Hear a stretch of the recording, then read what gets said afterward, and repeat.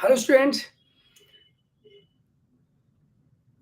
Modern physics के ऊपर PY questions का ये पूरा सेशन अभी 5 से 7 के बीच में हम लोग स्टार्ट करेंगे। बेसिकली इसको हम डिस्कस करेंगे क्वेश्चंस जो लास्ट ईयर के क्वेश्चंस आ चुके हैं। ये आपका जो जेई मेंस में आ चुके हैं क्वेश्चंस डिफरेंट डिफरेंट ईयर में, और साथ में जो जेई मेन में क्वेश्चन आए हुए हैं वो सारे क्वेश्चंस हम यहाँ देखेंगे क्या क्या क्वेश्चंस है। और साथ में जो जे मेंस में भी क्वेश्चन जो आए हैं, और साथ में प्लस एआई ट्रिपल में जो पहले आ चुके हैं वो का सारे क्वेश्चंस यहाँ पे आप देखोगे कि किस तरह से हमें उनको करना चाहिए या हमें कैसे कर सकते हैं उनको। ठीक है, तो इन सब सारे क्वेश्चंस को स्टार्ट करते हैं। आप सभी ज्वाइन कर लीजिए जल्दी जल्दी। ठीक है, इसको जस्ट स्टार्ट कर चुका हूँ मैं, और इसको जल्दी जल्दी ज्वाइन कर लीजिए। ठीक है, जल्दी जल्दी फास्ट करिए, इसको जल्दी ज्वाइन करते हैं जिससे कि हम इसको खत्म कर पाए।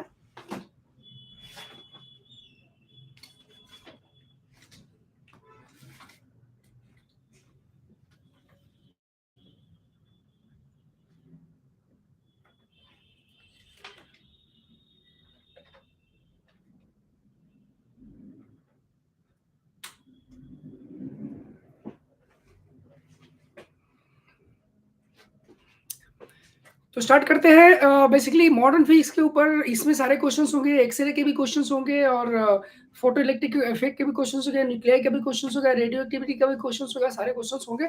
तो स्टार्ट देखिए, यहाँ पे एक क्वेश्चन है जो AEEE 2004 में आया हुआ है, और इसमें फोटो इलेक्ट्रिक का क्वेश्चन है। और इसमें ये बोला गया कि basically the plot of kinetic energy of जो plot of kinetic energy of the emitted photo electron from a metal versus the frequency. मतलब कि ये क्या है, द काइनेटिक एनर्जी जो है ना, यानी कौन सा काइनेटिक एनर्जी, तो बेसिकली के मैक्स की बात कर रहा है, के मैक्स की बात कर रहा है। ओके, तो फोटो इलेक्ट्रिक इफेक्ट में के मैक्स हम निकालते हैं, के मैक्स के बारे में बात कर रहा है। तो के मैक्स और फ्रीक्वेंसी के बीच में ये ग्राफ है of the incident radiation gives a straight line which slope.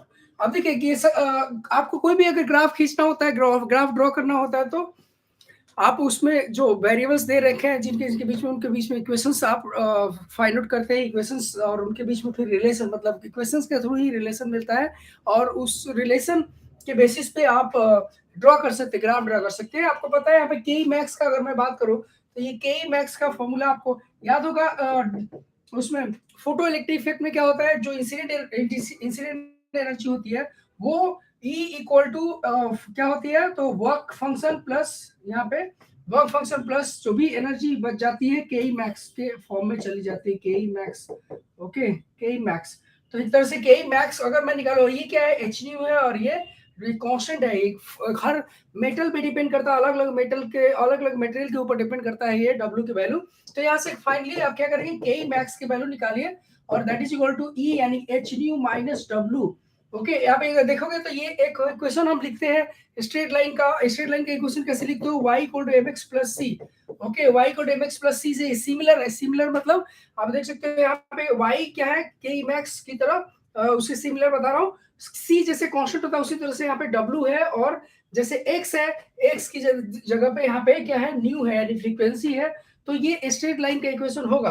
अब देखिए स्ट्रेट लाइन का इक्वेशन ये बोल रहा है कि क्या पूछा गया है इन्होंने कि ये प्लॉट किया, तो इसका स्लोप के बारे में बोला है। ये जो ग्राफ आप प्लॉट करोगे, ये ग्राफ प्लॉट अगर करोगे, ये ग्राफ प्लॉट करोगे तो आसानी से ग्राफ प्लॉट कर सकते हो, स्ट्रेट लाइन का ग्राफ आएगा। ये स्ट्रेट लाइन का इक्वेशन मतलब स्ट्रेट लाइन आएगा। स्ट्रेट लाइन जो प्लॉट करोगे यानी कि यहाँ से फ्रीक्वेंसी होगी और ये के मैक्स होगा, के ई मैक्स होगा, ठीक है। स्ट्रेट लाइन आप देखो के ई मैक्स है तो H new minus W, W मतलब नीचे की तरफ सीगमेंट आएगा, नीचे की तरफ सीगमेंट आएगा, तो यानी कि ये इस तरह से कुछ आएगा ये, यानी यहाँ पे क्या होगा, यहाँ पे माइनस डब्ल्यू, ये वाला पॉइंट माइनस डब्ल्यू ये आपका होगा, ठीक है। यहाँ से ये माइनस डब्ल्यू यहाँ से आएगा, ठीक है। तो यहाँ से ये माइनस डब्ल्यू ये आ जाएगा। अब देखिए बात ये है कि बात यहाँ पे ये है कि माइनस डब्ल्यू है। अब बोला स्लोप के बारे में, अब बताइए स्लोप कौन सा है, कौन सा क्वांटिटी स्लोप है, क्या दिखा रहा है स्लोप, स्लोप आपका ये है, ये वाला स्लोप, और ये स्लोप है, यानी इसमें स्लोप कैसे, इस इक्वेशन में अगर देखेंगे तो ये स्लोप होता है, एक्स के साथ जो भी चीज होता है वो स्लोप होता है, और यानी कि यहाँ पे अगर मतलब अगर कंपेयर करेंगे तो ये एच जो होगा वो स्लोप होगा, स्लोप जो होता है वो कांस्टेंट होगा, मतलब स्लोप है क्या, एच है, प्लैंक्स कांस्टेंट, प्लैंक्स कांस्टेंट होता है, वो प्लैंक्स कांस्टेंट किसी चीज पे डिपेंड नहीं करता, किसी मीडियम पे या किसी मटेरियल पे किसी पे डिपेंड नहीं करता है, मतलब कि अगर अलग अलग मटेरियल के लिए भी अगर ये ग्राफ खींचने के लिए बोला जाए तब भी आपको सेम तरह का स्लोप ही मिलेगा, मतलब कि ये दूसरे मटेरियल के लिए मैं ग्राफ ड्रॉ कर रहा हूँ, ओके, फिर किसी और मटेरियल के लिए अगर ग्राफ प्लॉट करूं तो कुछ इस तरह का रहेगा, ठीक है ना, कुछ इस तरह का रहेगा ये है।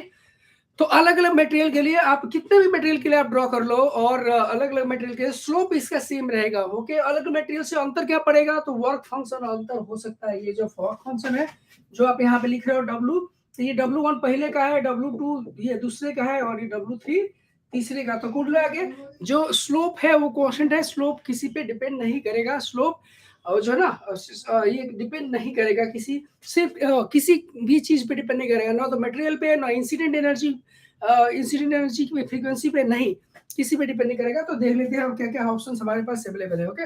Depends on the nature of the metal use, no ये यूज नहीं, जो भी मटेरियल यूज होता है उसके ऊपर डिपेंड नहीं करता है, ठीक है। तो ये पहला वाला इन्होंने गलत दे रखा है, और पहला वाला गलत दे रखा है। दूसरा वाला देखते हैं, depend on the intensity of radiation, no intensity of radiation पे डिपेंड नहीं करता।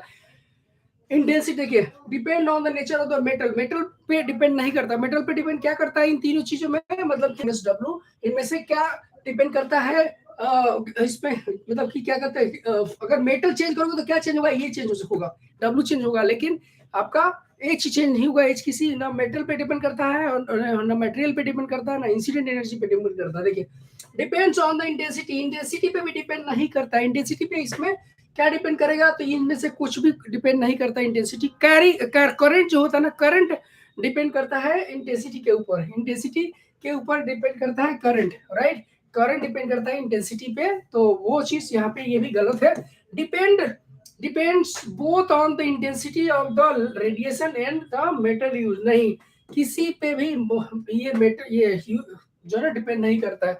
इंटेंसिटी पे क्या डिपेंडेंट होती है, करंट, जो करंट इसके थ्रू जो आएगा वो उस पर डिपेंडेंट होगा। Is the same for all metal, okay, independent of the intensity of the radiation, बिल्कुल सही जवाब है।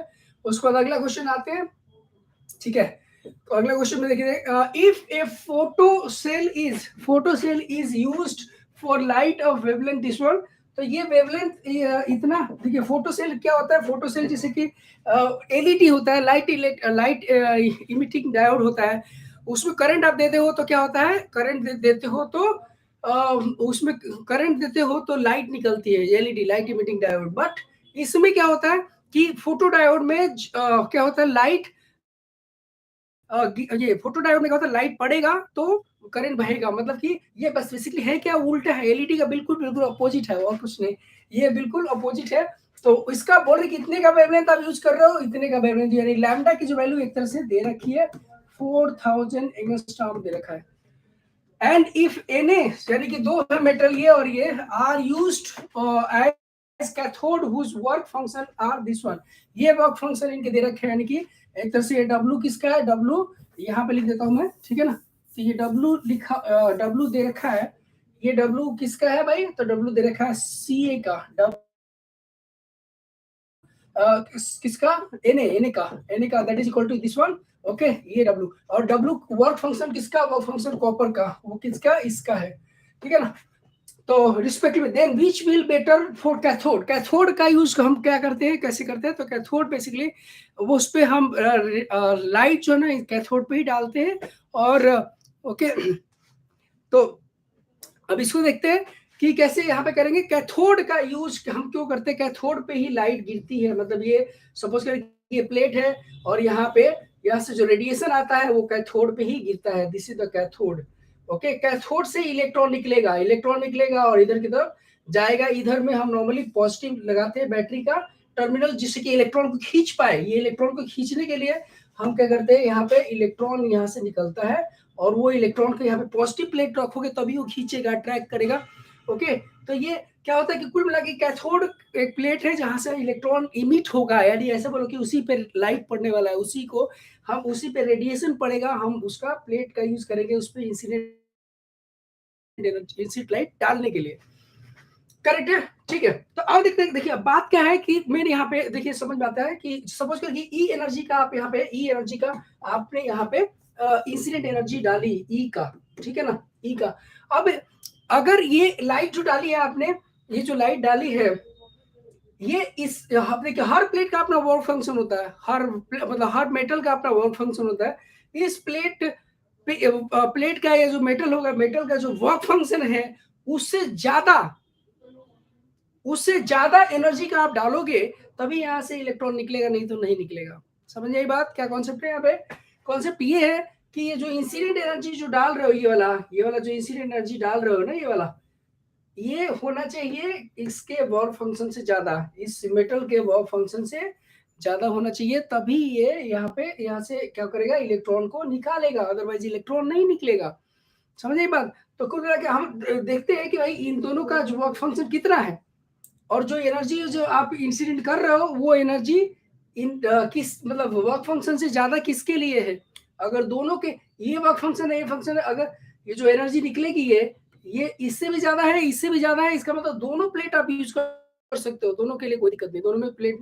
दोनों प्लेट आप यूज करोगे तभी इलेक्ट्रॉन निकलेगा। लेकिन अगर मान लीजिए कि ये ऐसा है कि ये जो इसके करस्पॉन्डिंग जो एनर्जी आई वो सपोज इससे कम है, तो इसका प्लेट यूज करोगे तो उससे इलेक्ट्रॉन नहीं निकलेगा, तो यानी उसका प्लेट हमें नहीं यूज करना है, हमें वो प्लेट हमें इस्तेमाल नहीं करना है। आई बात समझे?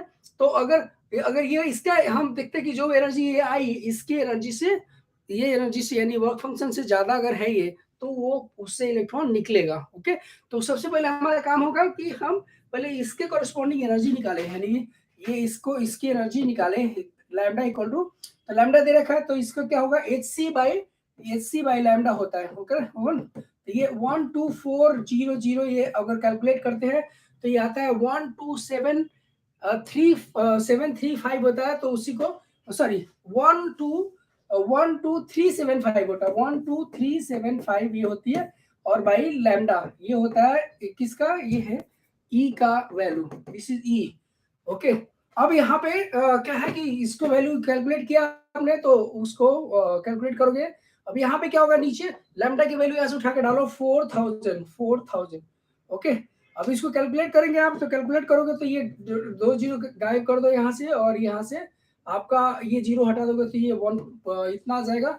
इसको कैलकुलेट करोगे आप तो कैलकुलेशन के बाद आएगा कितना, ये 3 पॉइंट, ये आएगा 3 पॉइंट क्या आ रहा है, 3.1 इलेक्ट्रॉन वोल्ट आ रहा है। ठीक है ना, इलेक्ट्रॉन वोल्ट आ रहा है ये जो आपने।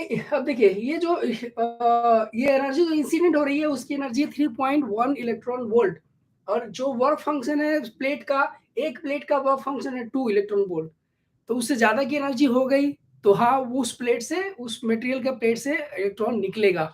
ओके, और इसमें अगर बात करते हैं इससे कि अगर इसकी बात करेगा तो ये जो एनर्जी है ये इसके वर्क फंक्शन से, यानी वर्क फंक्शन ज्यादा है, तो ये वर्क फंक्शन ज्यादा है तो इससे इलेक्ट्रॉन नहीं निकलेगा। इस वाले को हम यूज करेंगे तो इलेक्ट्रॉन नहीं निकलेगा, हम इसको कैथोड की तरह हमें यूज नहीं करना चाहिए। ओके, तो अब यही पूछा है कि कौन सा बेटर होगा कैथोड के लिए, तो देखिए सोडियम हमारा बेटर होगा, और ये कॉपर बेटर नहीं होगा। राइट, करेक्ट है।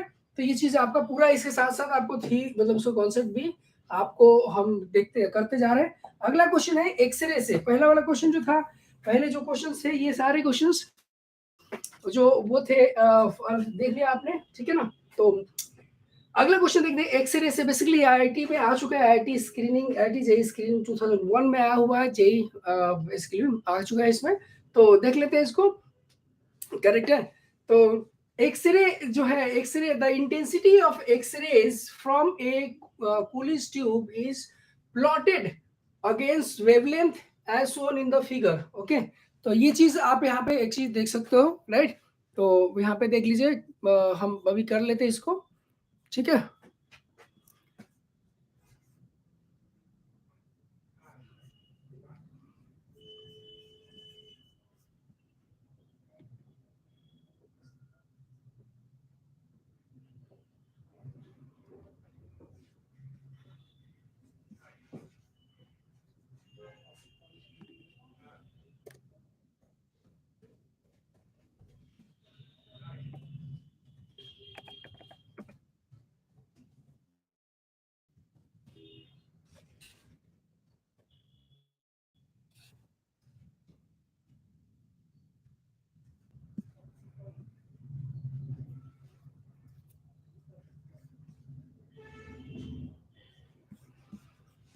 चलिए अगला क्वेश्चन हम बढ़ाते हैं इसको। अगला नेक्स्ट क्वेश्चन है एक्सरे से। The intensity of X-ray from a Coolidge tube is, Coolidge tube एक ट्यूब होती है, इवैक्यूएटेड ट्यूब होती है जिसमें एक्सरे प्रोड्यूस किया जाता है। ओके, तो ये Coolidge tube, intensity of X-ray from a Coolidge tube is plotted against wavelength as shown in the figure.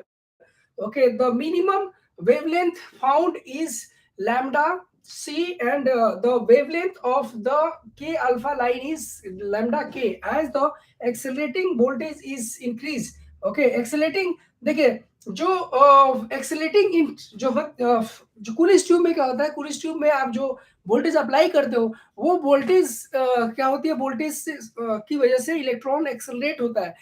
Electron accelerate होगा, और वो इलेक्ट्रॉन एक्सेलरेट होके क्या करता है, कैथोड को हीट करता है। कैथोड को जब हीट करेगा तो वो अपनी पूरी पूरी एनर्जी वो कैथोड को दे देगा, मतलब कैथोड पे हीट करने के बाद वो फोटोन के रूप में निकाल देगा। ओके, पूरी पूरी एनर्जी कैथोड को कैथोड से हीट करने के बाद फोटोन के रूप में निकाल देता है।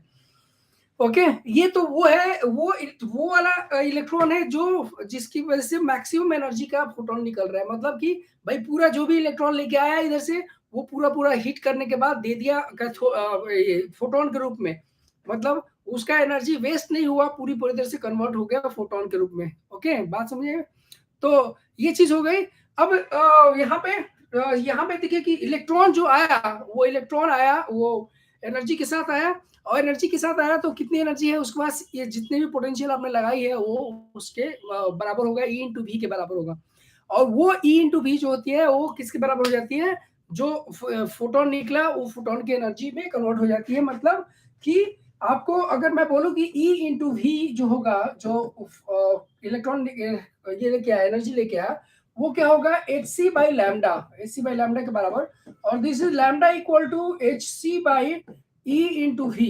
Okay, E into V.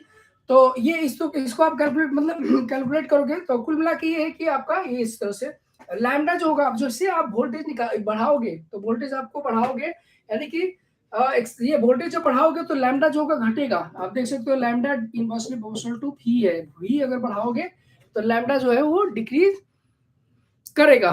Okay, we अगर बढ़ाओगे तो लैम्डा जो होगा वो डिक्रीज करेगा। करेक्ट है ये चीज। तो अब यहाँ पे लेकिन दूसरी ये कौन सा है, तो ये लैम्डा मिनिमम है। This is the lambda minimum. ये एलएम होता है, एलएम यानी कि लैम्डा मिनिमम होता है, जो मिनिमम वेवलेंथ होती है इतनी होती है। और ये जो है ना वी पे डिपेंड करता है, वोल्टेज पे डिपेंड करता है। वोल्टेज आप बढ़ाओगे तो ये घट जाएगा।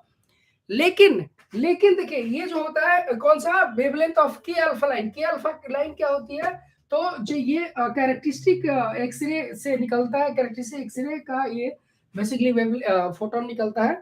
मतलब के कैरेक्टरिस्टिक यहाँ पे क्या होता है, इलेक्ट्रॉन का मतलब जो एटम होता है ना, एटम जो हायर स्टेट से लोअर स्टेट में आता है। या ऐसे बोलो कि जो बेसिकली जब इलेक्ट्रॉन आता है और अंदर के ऑर्बिट से कोई इलेक्ट्रॉन को लेके चला जाता है दूसरे, मतलब कोई इलेक्ट्रॉन आया बहुत हाई स्पीड से और एटम के अंदर का इलेक्ट्रॉन लेके चला जाता है, तो उसको भरने के लिए उससे ऊपर से इलेक्ट्रॉन्स आते हैं अंदर की तरफ। उसकी वजह से ये क्या होता है कि फोटॉन्स का फोटॉन निकलते ही ये जंप, मतलब इसको भरने के लिए जो जंप होगा तो उसकी वजह से ये इलेक्ट्रॉन निकलेंगे, सॉरी ये इलेक्ट्रॉन जंप करेंगे और इलेक्ट्रॉन जंप करने की वजह से क्या होता है कि वो उतना एनर्जी का जो फोटोन है वो निकलेगा। सपोज करिए यहाँ से यहाँ जंप कर रहा है, ओके, तो जंप तो किसी से भी कर सकता है। अब के अल्फा निकलता कब है, देखिए के अल्फा निकल, ये ऑर्बिट का नाम होता है के एल एम एन, ओके। तो अगर इसमें वैकेंसी बन जाती है, के ऑर्बिट में वैकेंसी बन जाती है और उसको भरने के लिए जस्ट उसको ऊपर वाले से आता है, अगर उसके ऊपर वाले से आ गया तो हम बोलते हैं के अल्फा, ओके। और उसके और ऊपर वाले से अगर उसको भरता है तो उसको बोलते हैं के बीटा, और उसके और ऊपर से आता है भरने के लिए तो हम बोलते हैं के गामा, ये के ऐसे हम लिखते हैं, ठीक है। तो ये जो होता है ना, आप देखिए दो ऑर्बिट के बीच का जो एनर्जी गैप है वो तो चेंज नहीं हो सकता, वो चेंज नहीं होता है कभी भी। दो ऑर्बिट के बीच का एनर्जी जो होता है, एनर्जी गैप, वो चेंज नहीं हो सकता, भले या पोटेंशियल कितना बढ़ाओ घटाओ, उससे कोई फर्क नहीं पड़ने वाला।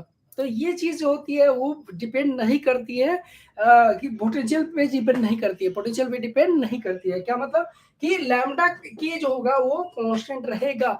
मतलब कि देखिए ये जो फोटोन निकला, तो फोटोन जो निकला ये इसकी दोनों के एनर्जी गैप के डिफरेंस के बीच में होगा। दोनों दोनों एनर्जी जो एनर्जी लेवल होगा उसके डिफरेंस के जो एनर्जी का डिफरेंस होगा उसके इक्विवेलेंट वो हम यहाँ पे वेवलेंथ आएगी, है ना। और ये तो दोनों में से दोनों कोई भी चेंज होता नहीं है ना, तो ये चेंज होगा ना ये चेंज होगा। ऑर्बिट जो एटम का जो ये होगा एनर्जी होगा वो हर ऑर्बिट में अपना अलग अलग डिफाइंड होता है और वो चेंज नहीं होता। इसका मतलब कि अल्फा की वैल्यू नहीं चेंज होने वाली है, कि अल्फा की वेवलेंथ की वैल्यू चेंज नहीं होगी, और वेवलेंथ वैल्यू चेंज नहीं होगी तो क्या होगा यहाँ पे, ठीक है ना। अब आते हैं बात करते हैं, ये बोल रहा है कि क्या बोल रहा है ये कि जब आप यहाँ पे देखिए डायग्राम दे रखा है इन्होंने, ये बोल रहा है कि अगर फी की वैल्यू इंक्रीज करेंगे, जब वोल्टेज को इंक्रीज करोगे आप, ठीक है ना, तो वोल्टेज को जब आप इंक्रीज करोगे तो एक्सीलरेटिंग वोल्टेज को आप इंक्रीज अगर करोगे, ठीक है ना, तो क्या होगा कि जब वोल्टेज को इंक्रीज करोगे तो वेवलेंथ होगा ना वो डिक्रीज करेगा, ओके। तो कौन सा, ये वाला लैम्डा सी डिक्रीज करेगा, मतलब ये पहले यहाँ था, अब यहाँ से सपोज करें इधर से स्टार्ट होगा, मतलब बिल्कुल जीरो से तो नहीं स्टार्ट होगा, लेकिन ये क्या होगा कि थोड़ा सा इधर से स्टार्ट होगा इस तरफ से, ठीक है ना, यहाँ से स्टार्ट होगा, राइट। अब ये लैम्डा वाला पॉइंट, लैम्डा सी वाला पॉइंट किधर है, इधर की तरफ खिसक रहा है। जब इधर वाला खिसक रहा है तो ये बताइए, ये वाला तो कांस्टेंट ही रहना है, क्योंकि लैम्डा की कांस्टेंट होता है वो चेंज होगा नहीं। तो पहले ये था, इतना था, ये डिफरेंस था। अब ये जो डिफरेंस है वो कितना हो जाएगा, मतलब कि अगर जब ये लैम्डा सी इधर की तरफ घूम जाएगा, जब लैम्डा सी इस तरफ जाएगा तो ये डिफरेंस क्या होगा, बढ़ेगा घटेगा बताइए। ये डिफरेंस बढ़ता जाएगा, और बढ़ता जाएगा मतलब क्या, किसका डिफरेंस है ये, लैम्डा सी और लैम्डा के का डिफरेंस है, लैम्डा सी और लैम्डा के का डिफरेंस है। मतलब बेसिकली ऑफ कोर्स ये हमें लैम्डा के माइनस लैम्डा सी करना चाहिए, क्योंकि वो तो बड़ा है ना लैम्डा के, तो लैम्डा के माइनस लैम्डा सी, ओके। देखिए ये कांस्टेंट है ये, लेकिन ये घट रहा है, ये घट रहा है, तो डिफरेंस क्या होगा, डिफरेंस बढ़ता चला जाएगा, तो ये डिफरेंस जो होगा लैम्डा के ये बढ़ेगा, ओके। ये यहाँ से हम कर सकते हैं, ओके फाइन। तो आगे बढ़ते हैं इसके, तो होपफुली यहाँ पे कोई दिक्कत नहीं आएगी। देखिए ये भी क्वेश्चन है, आईआईटी जेईई में आया हुआ क्वेश्चन है, ओके। ये क्वेश्चन आपका आईआईटी जेईई में आया हुआ है। For the structural analysis of crystal x-rays are used, okay, for the structural analysis of crystal x-rays are used। देखिए स्ट्रक्चरल एनालिसिस में इसका एक्सरे का यूज होता है, क्यों यूज होता है, क्योंकि जैसे कि जो कोई मेटल लिया, सपोज करिए आयरन ले लिया या कोई गोल्ड ले लिया, उसके अंदर में उसके अंदर में कुछ फॉल्ट है, तो फॉल्ट है तो फॉल्ट कहाँ पे है, मतलब अंदर एटॉमिक लेवल में कुछ ये है, कहीं मान लीजिए अंदर कैविटी है, तो कैविटी है, और तो या फिर और कुछ भी सपोज करें कि उसका स्ट्रक्चर में कुछ इशू आ रहा है, तो वो कैसे पता चलेगा, यानी कि बेसिकली वो कितना है, एटॉमिक लेवल पे बात कर रहे हो आप, एटॉमिक लेवल का मतलब बहुत छोटे लेवल पे बात कर रहे हो, तो उसके अंदर घुस पाए अगर कोई ऐसा ऐसा कोई कुछ भी ऐसा हो जो उसके अंदर घुस के पता कर पाए, तभी तो ये हो पाएगा, जानकारी उसके बारे में निकल पाएगी। और घुसने के लिए जरूरी है कि उसी के साइज का हो, ओके, बड़ा होगा तो उसके अंदर घुसेगा नहीं, ओके। तो अब नॉर्मली एटॉमिक लेवल है, एटॉमिक एटम्स है, आपको पता है एटम जो होगा पूरी तरह से मतलब ये जो स्ट्रक्चर होगा, जो सॉलिड होगा, वो सॉलिड क्या होंगे, तो सॉलिड ये पूरा पैक रहता है, पूरा पैक रहता है, ये सॉलिड जो होते हैं पूरा पैक होता है। अब इसमें एक्सरे जो होता है वो इसी के साइज का, अगर मतलब इनके एटॉमिक लेवल यानी एटॉमिक डिस्टेंस जो होता है इनका, इनके एटॉमिक डिस्टेंस, इनका जो एटॉमिक डिस्टेंस है वो एटॉमिक डिस्टेंस के लेवल का या रेंज का होता है, तभी उसके अंदर घुस के उसके बारे में पता कर सकता है, जानकारी ले सकता है, तभी उसके एनालिसिस आप कर पाओगे, राइट। तो यानी कि एक्स अब ये ऐसा एक्सरे बेसिकली क्या होता है, एक्सरे नॉर्मली 0.1 एंगस्ट्रॉम से लेकर 100 एंगस्ट्रॉम तक का इसका वेवलेंथ होता है। इसका जो वेवलेंथ होता है वो होता है किसके, तो नॉर्मली 0.5 0.1 एंगस्ट्रॉम से 0.1 एंगस्ट्रॉम से लेके 100 एंगस्ट्रॉम तक, ये जो है ना, ये इसका वेवलेंथ होता है, राइट। इसका वेवलेंथ होता है इतना, तो उस वेवलेंथ का है, तो ये एटम्स के बीच में डिस्टेंस कितना होता है, एटम के बीच का जो डिस्टेंस का जो रेंज होता है वो कौन सा होता है, वो भी यही रेंज होता है, इसी के बीच का रेंज होता है, लगभग लगभग यही रेंज होता है। आएगा समझ में? तो रेंज अगर यही होता है तो फिर इस ये आसानी से उसका एनालिसिस कर पाएगा। देखिए क्या लिखते हैं, क्या कुछ देखते हैं कि for the structural analysis of crystal X-rays are used because X-ray have wavelength of the order of inter atomic space. ठीक है, सही बात है, इंटर एटॉमिक डिस्टेंस का जो है ना, उसके रेंज का है इसका वेवलेंथ, बिल्कुल सही बात है।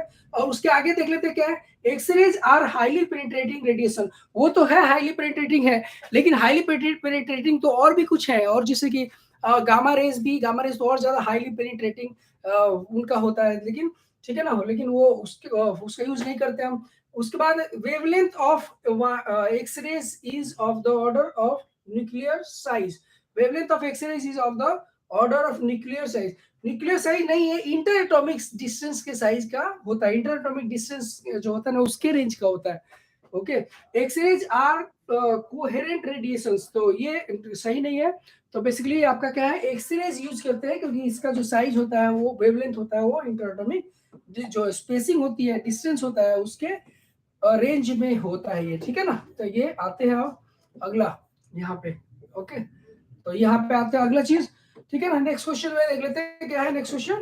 तो होपफुली यहाँ पे एक समझ में आ रहा होगा, ठीक है, ये चीज समझ में आ रही होगी। अगला क्वेश्चन है, ये भी आईआईटी से क्वेश्चन है, आपका आईआईटी में आ चुका है, 1998 में आ चुका है, राइट। तो X-rays are produced in X-ray tube operating at a given acceleration, given accelerating voltage. Okay okay, basically भी एक्सरे से क्वेश्चन है, राइट। एक्सरे का ही क्वेश्चन है, ये भी आईआईटी में आया हुआ है। तो produced in X-ray tube operating at a given accelerating voltage. The voltage of the continuous X-rays has values from, तो क्या बोल रहा है कि the wavelength of the continuous X-rays. Okay, तो यहाँ पे एक देख लीजिए कि जो वेवलेंथ होती है ना, वेवलेंथ का अगर ड्रॉ करें, हम ग्राफ ड्रॉ करें, तो उससे ही आपको क्लियर आइडिया मिल जाएगा। तो नॉर्मली देखिए कॉन्टिन्यूअस एक्सरे जो होता है ना, कॉन्टिन्यूअस एक्सरे का ग्राफ ऐसे आता है। ओके, और इसके साथ हम क्या करते हैं, कॉन्टिन्यूअस एक्सरे के साथ हम ये भी ले लेते हैं, अगर कैरेक्टरिस्टिक ग्राफ, कैरेक्टरिस्टिक को ले लेते हैं अगर, ठीक है ना, कैरेक्टरिस्टिक को भी ले लेते हैं, यहाँ पे भी एक ऐसे रहता है, ठीक है, कैरेक्टरिस्टिक को ले लेते हैं। तो ये इस तरह से आपको ग्राफ देखने को, ये सिर्फ किसका है, ये सिर्फ कॉन्टिन्यूअस ग्राफ, कॉन्टिन्यूअस एक्सरे है, और ये कॉन्टिन्यूअस एक्सरे के साथ साथ, ये कॉन्टिन्यूअस एक्सरे के साथ साथ ये कैरेक्टरिस्टिक एक्सरे को भी दिखाया गया है, करेक्ट है। अब बात करते हैं कि हमें क्या है भाई, X-rays are produced in X-ray tube operating at a given accelerating voltage, ठीक है, सही बात है। क्या बोल रहे हैं, तो the wavelength of the continuous X-ray has continuous has values from, कहां से, लैम्डा की वैल्यू कहां से कहां होगी, तो ये लैम्डा है और ये आपका इंटेंसिटी है, बेसिकली इंटेंसिटी। ओके, ये ग्राफ होता है, तो इंटेंसिटी। अब देखिए वैल्यूज इसकी जीरो से स्टार्ट नहीं हो रही है, ध्यान दीजिएगा, जीरो से नहीं स्टार्ट हो रही है, इन्फिनिटी तक जा रहा है, ये बात सही है, इन्फिनिटी तक जा रहा है, लेकिन ये जो है ना जीरो से वैल्यू स्टार्ट नहीं हो रही है। ओके, तो अब देख लीजिए कहां से कहां लैम्डा रेंज, कहां से कहां होगा, लैम्डा जीरो से नहीं होगा, लैम्डा लैम्डा मिनिमम से लेके और इन्फिनिटी तक होगा।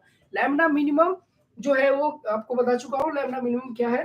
तो बेसिकली फिर भी एक बार देखना चाहो तो देख लो, जो भी पोटेंशियल ड्रॉप होता है, पोटेंशियल जो होता है प्लेट्स के बीच में, वो पोटेंशियल वो उसकी वजह से एनर्जी लेके आता है इलेक्ट्रॉन, और वो पूरी एनर्जी वो हीट टारगेट को हीट करके और पूरा फोटोन में कन्वर्ट कर देता है, ठीक है ना, पूरा कन्वर्ट कर देता है और इतनी एनर्जी आपको, ठीक है ना। तो यहाँ से वेवलेंथ आपको मिल जाता है, सही है, समझ में बात। ये वेवलेंथ, तो ये वेवलेंथ यहाँ से आप देख सकते हो, जीरो से वैल्यू नहीं होती है लैम्डा मिनिमम। देखते कहाँ क्या है लिखा है कि ये बोला है कि wavelength of the continuous axis has values, कहाँ से वैल्यू होगी, जीरो से लेके और इन्फिनिटी तक नहीं होगी, चलिए। और दूसरा जीरो से लेके इन्फिनिटी, जीरो से तो है ही नहीं ना, कहाँ से कहाँ तक है कि लैम्डा मिनिमम से लेके लैम्डा मैक्सिमम तक, नहीं लैम्डा मिनिमम से लेके लैम्डा मैक्सिमम तक नहीं, इन्फिनिटी तक होना चाहिए। ओके, ये नहीं कर सकते। सी वाला देखते हैं, सी वाला देखते हैं, सी वाला नहीं बी, ये हो गया लैम्डा मिनिमम से लेके और इन्फिनिटी तक। ये देखिए यहाँ लैम्डा मिनिमम से लेके लैम्डा में, जीरो से इन्फिनिटी ये तो बिल्कुल है ही नहीं, और लैम्डा मिनिमम से लैम्डा मैक्सिमम नहीं, लैम्डा मैक्सिमम नहीं, इन्फिनिटी तक जाता है, इन्फिनिटी तक जाता है। ओके, तो ये चीज आप ऐसे कर सकते हैं, राइट। और उसके आगे चलते हैं, ये बी वाला आगे आपका। ओके, अगला जो है एटॉमिक स्ट्रक्चर। ओके, तो एटॉमिक स्ट्रक्चर यहाँ पे आएगा 6। अब अगला क्वेश्चन देखिए, मैंने क्वेश्चन जो कवर कर लिया अभी तक आपने देख लिया, 2 टॉपिक्स कवर हो चुके हैं, 2 टॉपिक से ऊपर क्वेश्चंस कवर हो चुके हैं। ओके, और उसका पूरा एक्सप्लेनेशन भी आप देख चुके हो कि पूरा मैं एक्सप्लेन भी करता जा रहा हूँ। ओके, ठीक है, चलिए अगला हम बात करते हैं atomic structure, the transition from the state N equal. Atomic structure का क्वेश्चन है, ठीक है, एटॉमिक स्ट्रक्चर का क्वेश्चन है ये। तो एटॉमिक स्ट्रक्चर का जो क्वेश्चन है ये वाला, ठीक है। अब यहाँ पे एक चीज है कि देखिए question, the transition from the state n equal to 4 to n equal to 3, n equal to in a hydrogen like atom results in ultraviolet radiation. Okay, infrared radiation will obtain in the transition. देखिए ये क्या है, तो ये n equal to 1 है, n equal to 2 है, n equal to 3 है, n equal to 4 है। ओके, ये आपका n equal to 1, n equal to 2, n equal to 3, n equal to 4 इस तरह से है। अब n equal to 5 कर लेता हूँ यहाँ पे, n equal to 5, ये गैप और कम होता जाता है, यहाँ पे गैप मैंने ये कम ज़्यादा दिखा दिया है, इसको कम होना चाहिए, ठीक है। कम थोड़ा सा गैप जो होता है ना कम होते जाता है, जैसे जैसे आप ऊपर जाओगे मतलब कि ऑर्बिट्स इसके, तो ये गैप जो होगा वो कम होता चला जाएगा, ये ठीक है, ठीक है।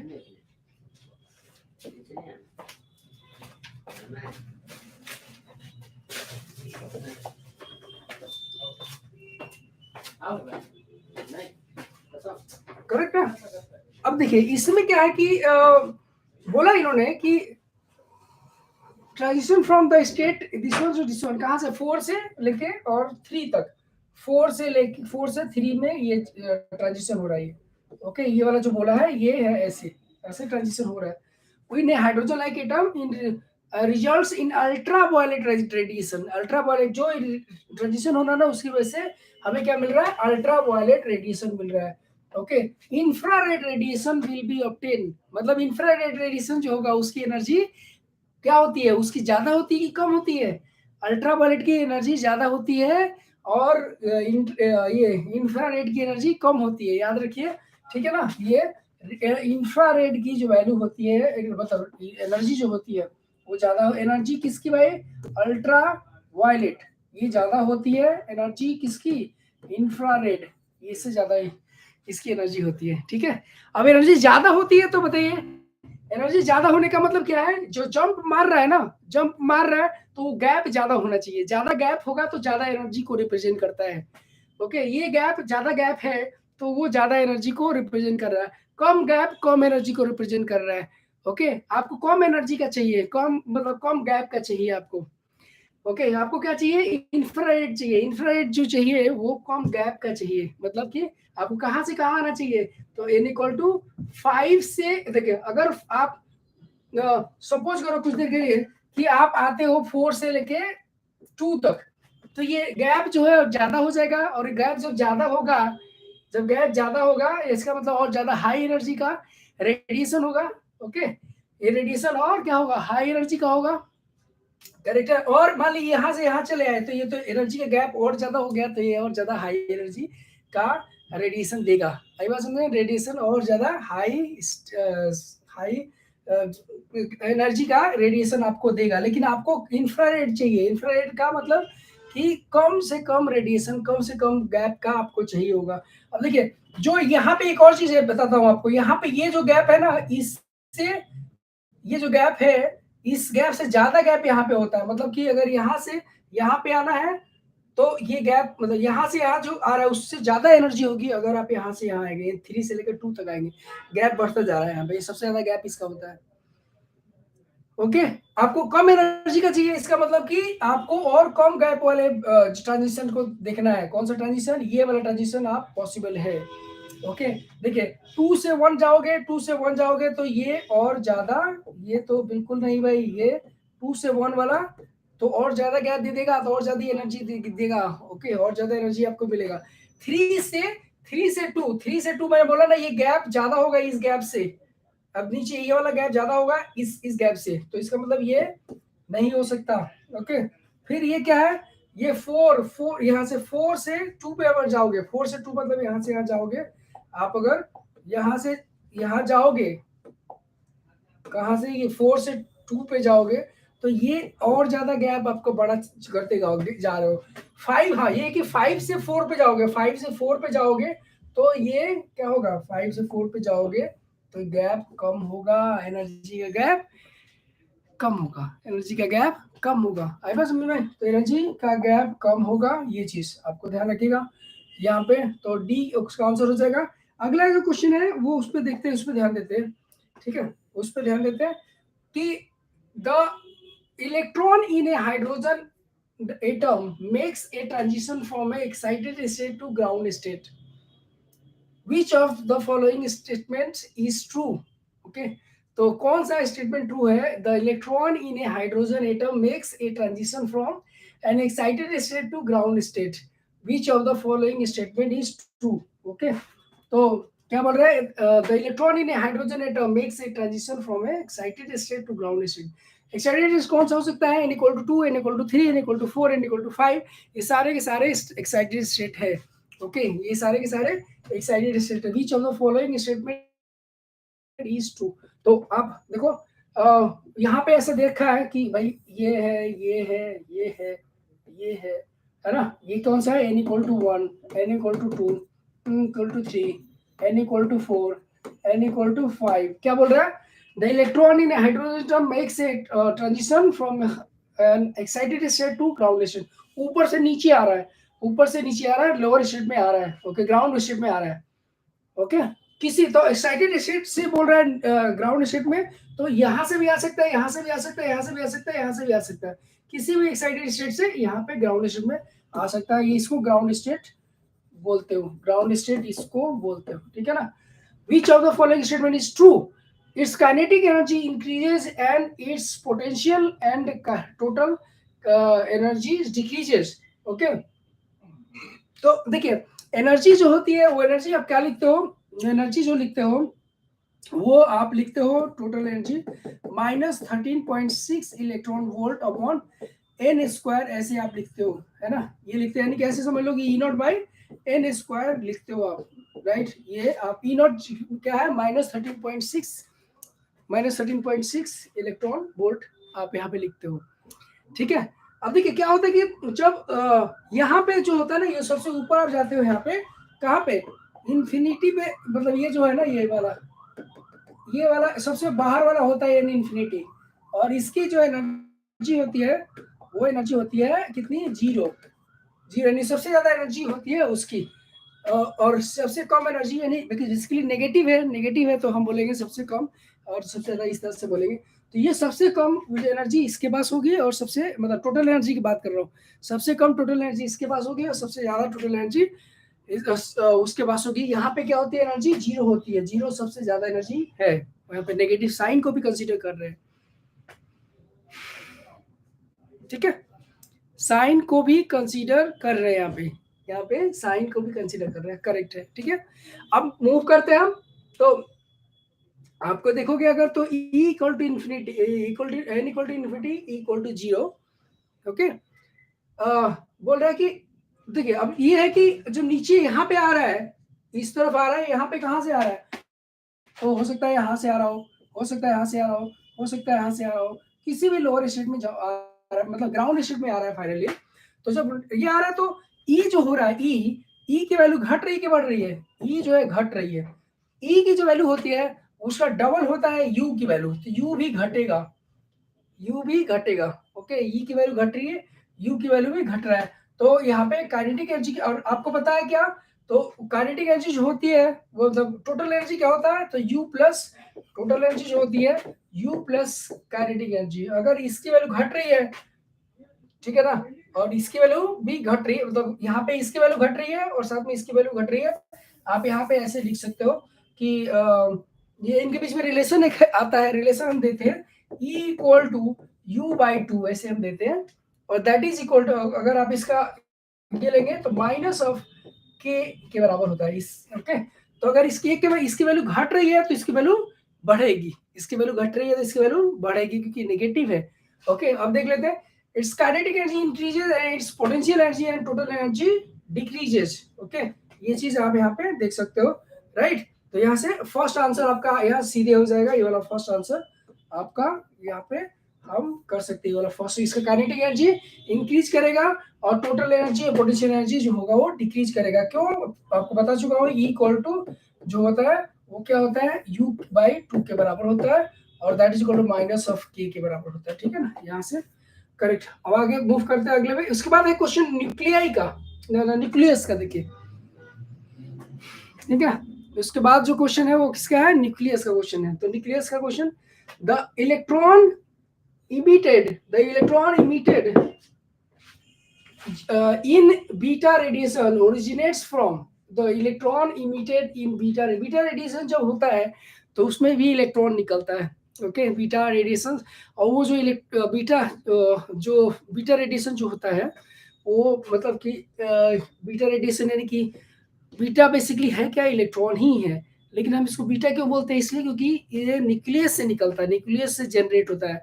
और न्यूक्लियस में क्यों कैसे जनरेट होता है, तो बेसिकली यहाँ पे न्यूक्लियर रिएक्शन होता है। न्यूक्लियर रिएक्शन का मतलब यहाँ पे न्यूट्रॉन जो है, न्यूट्रॉन प्रोटॉन में कन्वर्ट हो जाते हैं, और साथ में एक और इसके दूसरी तरफ आप बोल सकते हो प्रोटॉन भी न्यूट्रॉन में कन्वर्ट होता है, न्यूट्रॉन प्रोटॉन में, प्रोटॉन न्यूट्रॉन में कन्वर्ट होते हैं। तो ये इलेक्ट्रॉन क्या होता है कि देखिए, नॉर्मली अगर किसी ऑर्बिट से अगर इलेक्ट्रॉन निकलता है ना तो उसका एटॉमिक नंबर चेंज नहीं होता, लेकिन अगर न्यूक्लियस से इलेक्ट्रॉन निकलता है तो उसका एटॉमिक नंबर चेंज हो जाता है, ओके, उसका एटॉमिक नंबर हो जाता है चेंज, ठीक है, एटॉमिक नंबर हो जाता है, चेंज हो जाता है, सही बात, समझ में आई बात। तो ये आप यहाँ पे ध्यान रखेंगे कि अब देखिए, अगर मैं बोलूँ कि इसका रेडियस क्या है, जो न्यूक्लियर रिएक्शंस में बोल रहा था वो न्यूक्लियर रिएक्शंस, यहाँ पे अगर मैं बोलूँ कि भाई न्यूक्लियर रिएक्शंस क्या है, तो न्यूक्लियर रिएक्शन देख लेते हैं। न्यूक्लियर रिएक्शन, एक प्रोटॉन चेंज होता है न्यूट्रॉन में, तो देखिए यहाँ पे चार्ज और मास दोनों को हमें दोनों को कंजर्व करके रखना पड़ता है, ठीक है ना। जो इक्वेशन, जो भी इक्वेशंस आप जितने भी एटॉमिक इक्वेशंस लिखते, एटॉमिक रिएक्शंस लिखते हो, या एटॉमिक ये कोई भी यहाँ पे कन्वर्जन हो रहा है, एक से दूसरे में कन्वर्ट हो रहा है, तो सब में मास को भी कंजर्व करना पड़ता है, यानी मास नंबर को दोनों तरफ आपको बैलेंस करना है, यानी कंजर्व करके रखना है। और साथ में जो है एटॉमिक मतलब मास नंबर हो गया, और मास नंबर और साथ में आपको एटॉमिक नंबर भी ये पूरा उसको कंजर्व करके रखना है, ठीक है ना, याद रखना है। तो P जब N में जाएगा तो प्रोटॉन एक न्यूट्रॉन में कन्वर्ट होता है, इसका आपको पता है चार्ज 1 है और मास भी 1 है, तो इसके पास तो 1 हो गया मास, और इसके पास, ठीक है ना। तो एक देखिए मास, ये मास तो कंजर्व हो गया, चलो ठीक है, लेकिन ये एटॉमिक नंबर कैसे ये होगा, कैसे बैलेंस होगा, तो बैलेंस कैसे होगा, तो यहाँ पे एक पॉजिट्रॉन निकलता है, और पॉजिट्रॉन निकलता है, प्रोटॉन है ना, तो यहाँ पे क्या होगा, न्यूट्रिनो निकलता है। न्यूट्रिनो एक बेसिकली रेडिएशन, बेसिकली पार्टिकल है, मतलब पार्टिकल बेसिकली फोटोन है ये, ओके, फोटोन है, एनर्जी पार्टिकल बोल सकते हैं, एनर्जी पार्टिकल है जो एनर्जी को बैलेंस करने के लिए दोनों तरफ हम इसका यूज करते हैं, ठीक है। दूसरी तरफ अगर एक और है, न्यूट्रॉन कन्वर्ट हो रहा है तो प्रोटॉन में, तो यहाँ पे आप देख सकते हो 0 1 1 1। तो देखिए यहाँ पे क्या है कि यहाँ पे मास तो बैलेंस हो गया, लेकिन चार्ज यहाँ पे 0 है, यहाँ पे 1 है।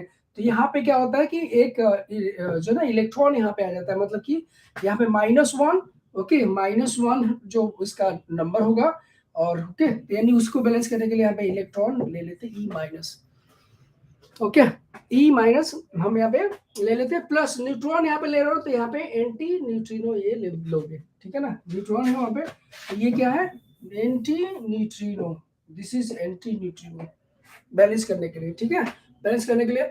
तो the electron emitted in beta radiation originates from, okay, the electron emitted in beta radiation originates from, कहाँ से ओरिजिनेट होता है, तो इनर ऑर्बिट ऑफ एटम, नहीं, ऑर्बिट से नहीं निकलता है, न्यूक्लियस से निकलता है, देखिए ऑर्बिट्स है, ऑर्बिट्स है, ठीक है।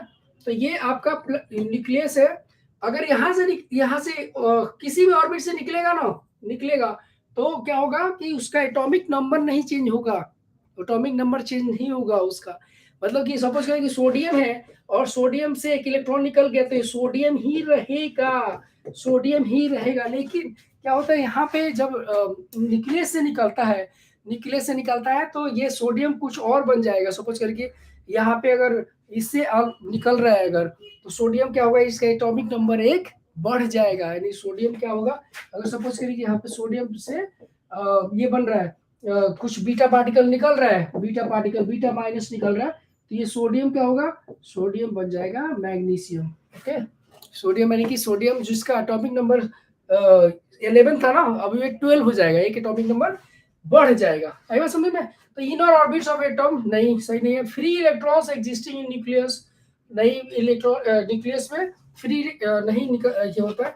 Decay of neutron in A nucleus, हाँ ऑफ कोर्स, अभी हमने देखा कि न्यूट्रॉन डिके हो रहा था, तभी वो आपका एक क्या हो रहा था, एक न्यूट्रॉन डिके हो रहा था, तो क्या हो रहा था, देखिए न्यूट्रॉन डिके हो रहा था, एक प्रोटॉन और प्लस बीटा माइनस ये निकल रहा है, ओके, प्लस एंटी न्यूट्रिनो ये निकल रहा है। तो ये चीज आपका यहाँ पे photon escaping from the nucleus, नहीं, फोटोन एस्केप नहीं कर रहा है, ठीक है ना। तो ये आपका सी आंसर हो जाएगा इसका, ठीक है।